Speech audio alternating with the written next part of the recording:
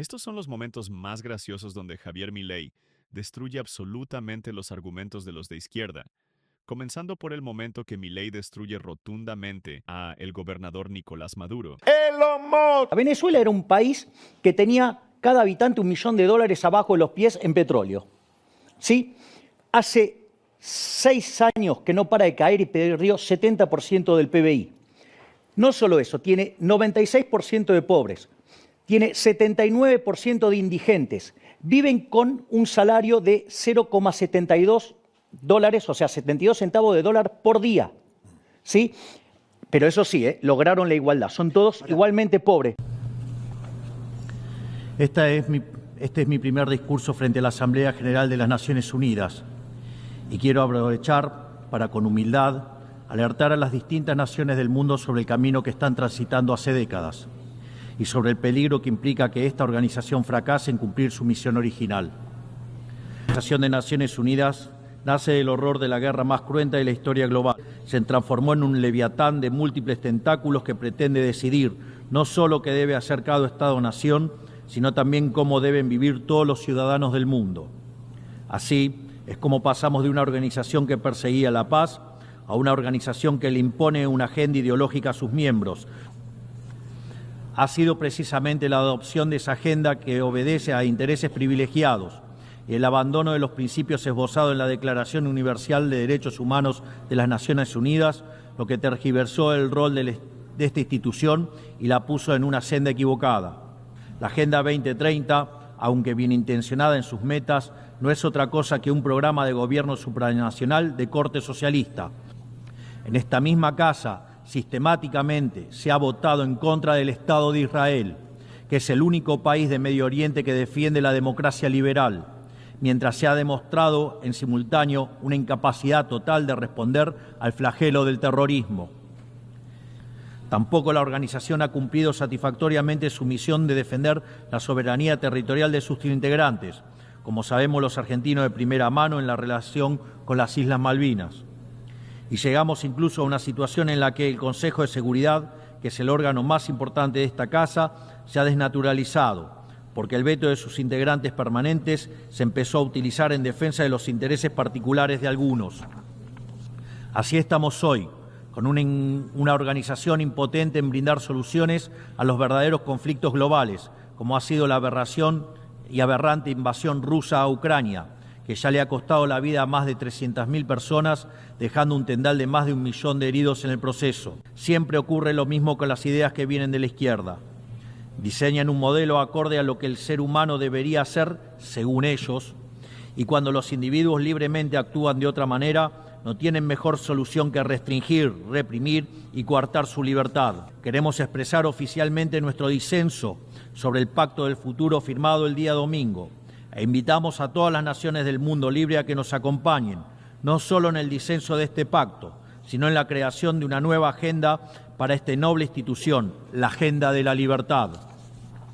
A partir de este día, sepan que la República Argentina va a abandonar la posición de neutralidad histórica que nos caracterizó y va a estar a la vanguardia de la lucha en defensa de la libertad de los individuos. ¡Viva la libertad, carajo! ¿Te algo mariposas en la Mariposas en la panza? panza. Le daría un cachetazo.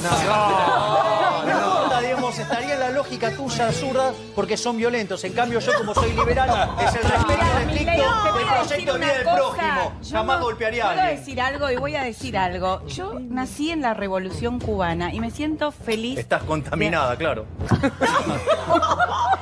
Estoy muy agradecida y estoy muy agradecida de que ese país que se ha Volvé, convertido entonces. verdaderamente en un Volvé a régimen Cuba, donde entonces. no pueden dos hermanos gobernar durante 60 Volvé a años. Cuba, que es un paraíso. Verdaderamente me parece que es el país dentro de una isla condenada a la pobreza, que no tiene producción alguna y que ha sido dependiente de los Estados Unidos después de la Unión Soviética, ha ¿Sabés que también resuelto era muy bastante pobre? bien sus índices. Espera un momento, querido. Más pobre, Espera un más momento. pobre era No, Japón. espera, banca un Sí, poquito sí. porque Digamos, lo si tuyo ustedes es arrancaron siendo ricos. Te quiero estamos decir al una nivel de cosa, Argentina, Cuba y mirá el desastre que es generó un en su país, turismo. aún con todas sus Volvé a Cuba, deficiencias dale, volvé a Cuba, políticas y entonces. económicas, Volvé a Cuba. ha resuelto muy bien el problema de la pobreza Oh, y la buenísimo, miseria. sí, es un paraíso. verdad, Volvé a son todos Cuba. pobres y hay muchos Volvé a privilegios Cuba. y eso está terminado Volvé hace a mucho Cuba, tiempo. No hay digamos, revolución es un paraíso. revolucionada, Es un ¿entendés? paraíso, andá, volvete a Cuba. Es decir, ¿sabes qué? Cuba Yo no junto voy a volver a un Argentina, lugar antes del donde- comunismo, comunismo, era de los países más ricos de la región. Mirá lo que hizo el socialismo. Estás muy todo lo que toca equivocado. el No era socialismo un lo país hace torta, rico. se destruye Nunca todo. Cuba pudo ser un país rico. Porque no tiene una economía ¿Pero qué desarrollada. tiene que ver? Digamos, Japón era una isla así, una isla de piedra. Mirá lo que hicieron. Tenés razón en eso. Digamos, bueno, la diferencia es el capitalismo y el comunismo. Ahí está. Digamos, es una máquina de generar pobres. El capitalismo Mirá lo que está generó. totalmente en crisis, mi Está ley. en crisis, Pero lo podemos pero si resolver vos de no otra sabés lo que es el manera. Yo no... capitalismo. Tu problema es que no entendés qué es el capitalismo. ¿Cómo me vas a venir a hablar de capitalismo si no entendés ni cómo funciona el Milei, vos sistema no tenés de precios? sensibilidad y no entendés nada de lo que No es es la una vida, el cuestión de amor y la gente. sensibilidad. Y no es sabés una cuestión de que te sensibilidad. importa nada Vos la en gente. realidad, ¿sabés qué? Todos los buenistas, todos los sensibleros son una máquina de generar pobres. ¿Sabés qué me en cambio, gustaría, digamos, aquellos Milei, capitalistas... Milei, que vayas a China a ver cómo los chinos se alimentaron con arroz y pudieron darle de comer por lo menos a unos cuantos. Vos no tenés idea de lo que es. A ver, Javier, minuto, señor. Joder. A ver, Norito, Digamos, no conoce ni siquiera de cómo Norito. funcionan los Pará, países. por favor, O sea, sí. es una cosa increíble. por favor, sí. Es decir, la propagación de Por ignorancia favor, que sí. hace. Igual no estamos ni en Cuba ni estamos en Japón. Exacto. Estamos en Bueno, Argentina. Pero sí, pará, parece un tampoco paraíso. yo quiero quedar aquí como alguien que valora lo que ha ocurrido Digamos, en tenés Cuba con Corea el del tiempo. Norte Yo soy... parecido también, si querés. Otro Pero yo paraíso estoy muy comunista. orgullosa de haberme criado, Sí, comido claro. y por creo eso te que... fuiste, por eso te fuiste y vivís acá y no vivís allá. No, no me fui. Vos qué sabés. Primero Bueno, le voy a regresá, contar entonces. intimidades a esta Bueno, pero personita. bueno, no, está bien, dale. Regresá entonces A a, ver, Cuba. Vamos, pagá. por favor. Te pago. ¿Sabés qué? Si te vas a ver. Cuba, te lo pago yo el pasaje. No, Milei, no. Te lo pago yo el pasaje. Dale, andate a Cuba, te lo pago yo el pasaje. Dale. Pará, un minuto. En algún sentido, lo he dicho en otros discursos, nosotros venimos del futuro a contarles una historia que es deseable evitar. Es la historia del daño y la decadencia que causa el socialismo. Argentina, a fines del siglo XIX, era el país más rico del mundo. Hoy, digamos, después de más de 100 años de socialismo empobrecedor y populismo violento, Argentina, al tipo de cambio oficial, cayó al 140 del ranking, día el paralelo. Recibimos el país en esa situación, con más de 13 años de caída del PBI per cápita, más de 50% de pobres y una situación escandalosa donde un país que produce alimentos para 400 millones de seres humanos, donde la presión fiscal sobre el sector productor de alimentos es del 70%, es decir, que el Estado se queda con el alimento de 280 millones de seres humanos, hay cerca de 5 millones de argentinos que no les alcanza para comer. Esa catástrofe es la virtud del socialismo, generar pobreza. Y es por eso que quiero comentárselos y alertarles sobre los riesgos y cómo funciona ese modelo. Es decir, porque no es necesario tener que llegar a una situación tan extrema como la que llegó a Argentina. Digamos, sería bueno evitarse todos esos dolores. En especial, digamos, yo venía hacia acá y voy viendo Madrid y es tan hermoso. No dejen que el socialismo les arruine la vida, es la consigna. Y el punto es, nosotros cuando iniciamos la carrera electoral, ya en la primera etapa, cuando intentaba ir por una banca de diputados por la Ciudad Autónoma de Buenos Aires, nosotros ya hablábamos de lo que era el modelo de la casta. El modelo de la casta, es decir, básicamente parte de una premisa socialista que dice que donde hay una necesidad nace un derecho. Ahora, esa definición tiene algunos problemas. El primero es que las necesidades son infinitas. Y el tema es que los derechos alguien los tiene que pagar y los recursos son finitos. Por lo tanto, esa inconsistencia, ese conflicto entre necesidades infinitas y recursos finitos requiere de una solución.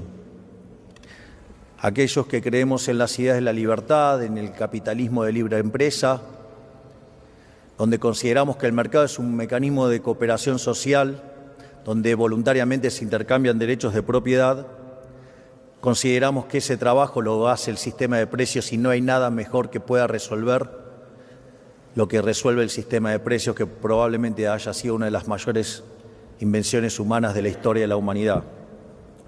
Sin embargo, los socialistas no creen en eso. Creen en un monstruo horrible, empobrecedor, llamado justicia social. Una idea verdaderamente aberrante. Hayek hablaba siempre de algo que se llamaban palabras comadrejas. Cada vez que ustedes le ponían algún adjetivo a algo, destruía el sentido original de la palabra. En este caso, justicia social. La verdad que la justicia social es profundamente injusta y profundamente violenta, porque la justicia social lo primero que hace es violentar la igualdad ante la ley, porque a unos le quita y a otros les da. Y eso antes está precedido de un robo. Digo, porque los impuestos no se pagan voluntariamente, se pagan a punta de pistola, a cambio de que si no los paga uno va preso. Entonces, está precedido de un robo y de un trato desigual frente a la ley. Por lo tanto, la justicia social nunca es justa, es profundamente injusta. Un hijo de remil puta que en toda su vida jamás trabajó. Es decir, era un vago. Es decir, ese señor primero vivió del padre. Cuando el padre se cansó de mantenerlo, se casó con una mujer, obviamente acaudalada, y vivía de la mujer. Era tan hijo de puta que le hizo un hijo a la empleada doméstica. Es decir, además tenía empleada doméstica. Y le hizo un hijo, el cual después se lo reconoció Engels. Que además, otro que decía pelear por los trabajadores, y no, digamos, si era un empresario. Ustedes se dan cuenta, digamos, en la locura que vivimos. O sea, yo quiero que tomen conciencia de las inconsistencias que tienen estos chairos, dirían en México. No sé cómo le dicen acá. ¿Cómo? Chanta. Ah, bueno. Entonces, esto nos da lugar a las críticas de la teoría de explotación y de Rothbard y de Marx. Por un lado, el socialismo, basado en la envidia, el odio, el resentimiento, la desigualdad ante la ley, el robo y, por sobre todas las cosas, tratar de igualar a los que somos desiguales. Consecuentemente, un sistema violento que siempre se aplicó por la fuerza y se llevó puesto más de 100 millones de vidas humanas. Y por el otro lado tenemos el liberalismo, el capitalismo, que no es ni más ni menos que el respeto irrestricto del proyecto de vida del prójimo, ¿sí? Basado en la propiedad privada, basado en los mercados libres, basado en la poca intervención del Estado, basado en la división del trabajo, basado en la cooperación social, donde se premia el ahorro, donde se aprecia el esfuerzo, el trabajo, ¿sí? Y todo esto, sí, sirviendo al prójimo conviene de mejor calidad, un mejor precio. Es decir, el exitoso en el capitalismo no es ni más ni menos que un benefactor social. Pero como si todo esto fuera poco, somos superiores estéticamente. Miren lo que es New York, miren lo que es Cuba. Sí, digamos, yo no conozco gente yéndose de New York para Cuba. Todos que se quieren ir al maldito capitalismo. Sí, digamos, es más, o sea, estéticamente hemos sido superiores siempre. ¿Cómo eran los edificios de la Unión Soviética? Eran grises, oscuros, sin ventana, no les daba la luz. En cambio, del otro lado, ¿qué teníamos? Teníamos al Guggenheim, sí, tenemos las Torres Gemelas, sí, el edificio Chrysler, el Empire State, digamos, un conjunto de bellezas, ¿sí? Inventamos la bikini y la minifalda también. Es decir, miren lo que era el auto de los rusos, el Lada. Nosotros tenemos la Ferrari, el Lamborghini, el Maserati, ¿sí? En el fondo, ¿sí?